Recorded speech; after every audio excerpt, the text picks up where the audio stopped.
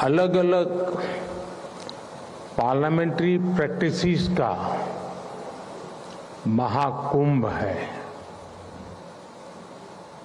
आप सभी डेलीगेट्स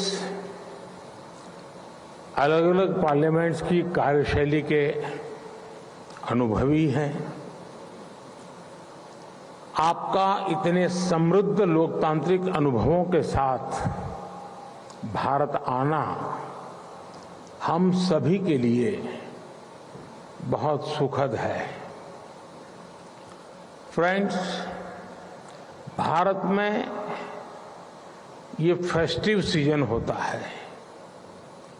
इन दिनों भारत भर में बहुत सारी फेस्टिव एक्टिविटी चलती रहती है, लेकिन G20 ने इस बार फेस्टिव सीजन के उत्साह को पूरे साल भर बनाए रखा है।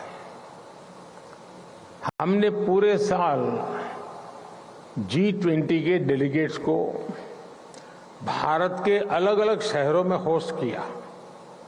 इससे उन शहरों में फेस्टिविटी का माहौल बना रहा। इसके बाद भारत ने मून पर लैंड किया। इसने पूरे देश में सेलिब्रेशन को और बढ़ा दिया। फिर हमने यहां दिल्ली में ही एक सफल G20 समिट को होस्ट किया और अब यहां ये P20 समिट हो रही है। किसी भी देश की सबसे बड़ी ताकत उसके लोग होते हैं, उसके लोगों की इच्छा शक्ति होती है। ये समिट आज लोगों की इस ताकत को भी सेलिब्रेट करने का माध्यम बनी है।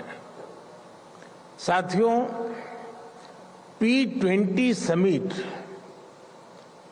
उस भारत भूमि पर हो रही है जो मदर ऑफ डेमोक्रेसी है, जो दुनिया की सबसे बड़ी डेमोक्रेसी है। दुनिया की विभिन्न पार्लियामेंट्स के प्रतिनिधि के तौर पर आप जानते हैं कि पार्लियामेंट्स डिबेट और डेलिब्रेशंस का महत्वपूर्ण स्थान होती है। हमारे यहां हजारों वर्ष पहले भी डिबेट्स और डेलिब्रेशंस के बहुत ही सटीक उदाहरण है।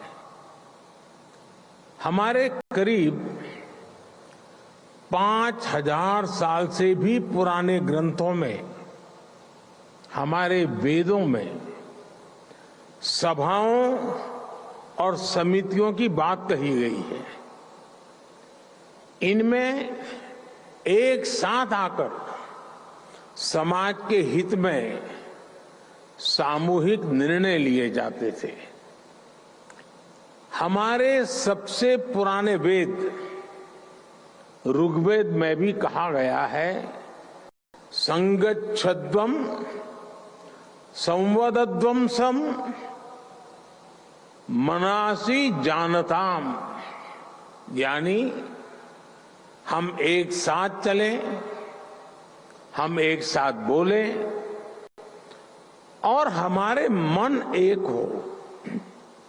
हमारे यहां तब भी ग्राम सभाओं में डिबेट के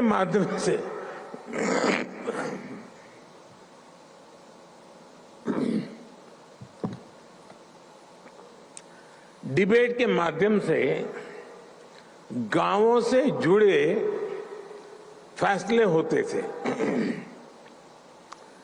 ग्रीक दूत मेगास्थनीज ने भी भारत में जब इस तरह की व्यवस्था को देखा था तो वो हैरान हो गए थे। उन्होंने भारत के विभिन्न राज्यों के इस सिस्टम पर विस्तार से लिखा है।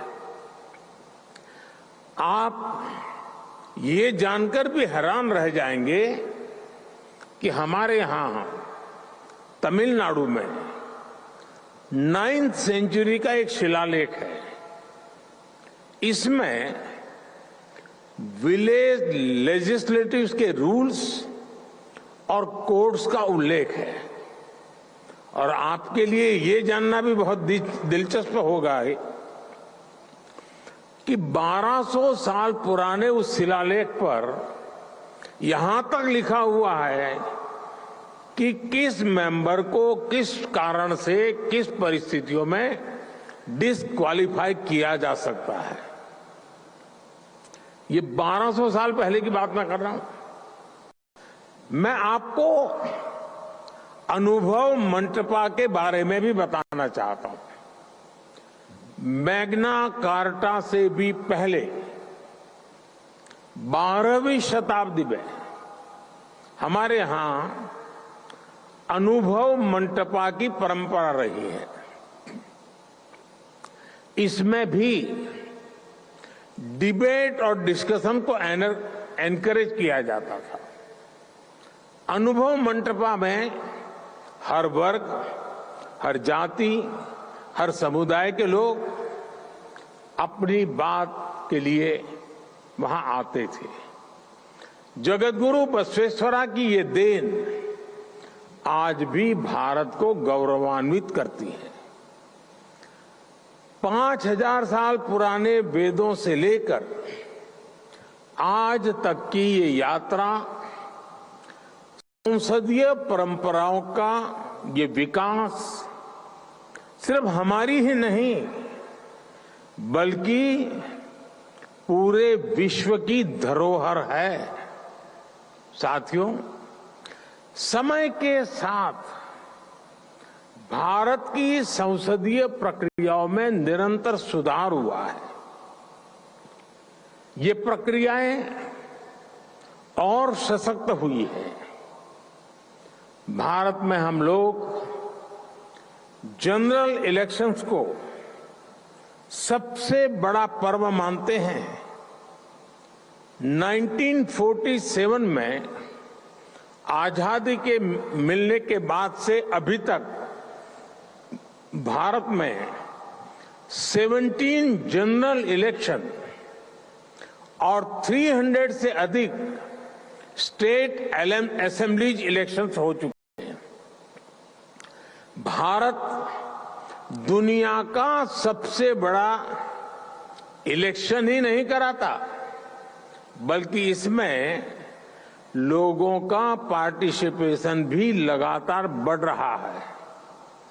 2019 के जनरल इलेक्शन में देशवासियों ने मेरी पार्टी को लगातार दूसरी बार विजयी बनाया है।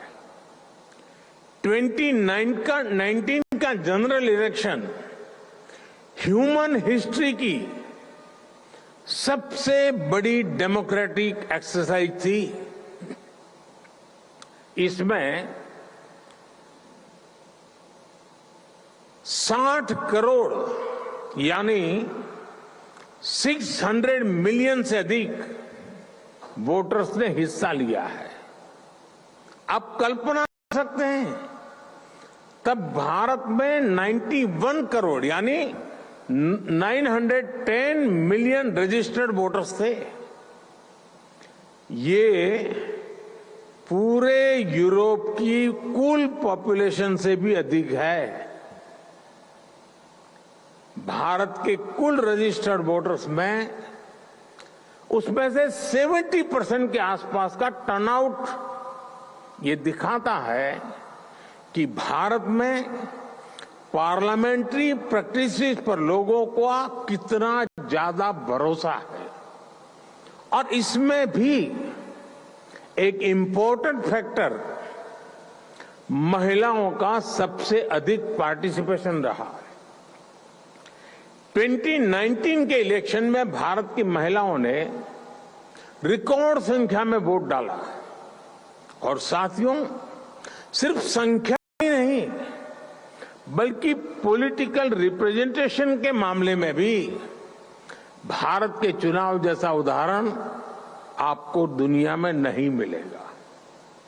2019 के जनरल इलेक्शन में 600 से ज्यादा पॉलिटिकल पार्टीज ने हिस्सा लिया था। इन चुनाव में 1 करोड़ यानी 10 मिलियन से ज्यादा गवर्नमेंट एम्प्लॉयज ने इलेक्शन का काम किया था। चुनाव के लिए देश में 1 मिलियन यानी 10 लाख से ज्यादा पोलिंग स्टेशन बनाए गए थे। साथियों, समय के साथ भारत ने इलेक्शन प्रोसेस को आधुनिक टेक्नोलॉजी से भी जोड़ा है। भारत करीब 25 साल से इलेक्ट्रॉनिक वोटिंग मशीन ईवीएम का इस्तेमाल कर रहा है। ईवीएम के उपयोग से हमारे यहां चुनाव में ट्रांसपेरेंसी और चुनाव प्रक्रिया में एफिशिएंसी दोनों बढ़ी है। भारत में वोटों की गिनती शुरू होने के कुछ ही घंटों में चुनाव परिणाम आ जाते हैं। अब मैं आपको एक और आंकड़ा दे रहा हूं, ये सुनकर भी आप चौंक जाएंगे। आपको पता होगा कि अगले साल भारत में फिर एक बार जनरल इलेक्शन होने जा रहा है। इस इलेक्शन में 100 करोड़ वोटर्स यानी 1 बिलियन लोग वोट डालने जा रहे हैं।